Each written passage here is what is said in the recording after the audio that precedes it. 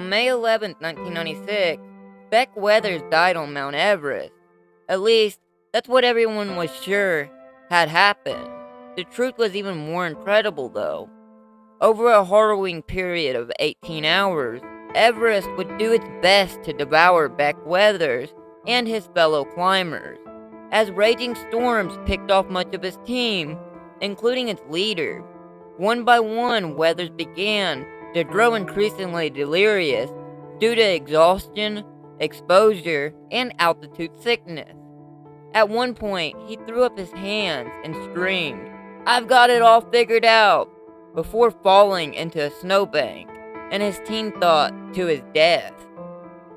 As rescue missions struggled up the face of Everest to save the others, Weathers lay in the snow, sinking deeper into a hypothermic coma. Not one, but two rescuers took a look at Weathers and decided that he was too far gone to be saved. Another one of Everest's many casualties. But after being left for dead, not once, but twice, something incredible happened. Beck Weathers woke up. Black frostbite covered his face and body like scales, yet somehow he found the strength to rise out of the snowbank and eventually make it down the mountain. He says, "I was so far gone in terms of not being connected to where I was. There was a nice, warm, comfortable sense of being in my bed. It was really not unpleasant." He soon realized how wrong he was when he began to check his limbs.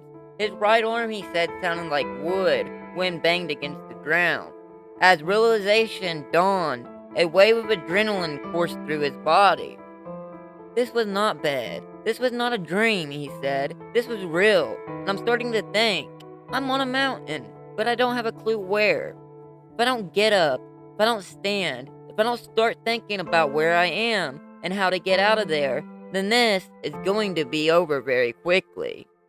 Somehow he gathered himself and made it down the mountain, stumbling on feet that felt like porcelain and had almost no filling. As he entered a low-level camp, the climbers there were stunned.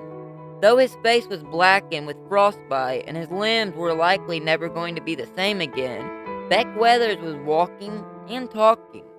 As news of his incredible survival story made it back to base camp, further shock ensued.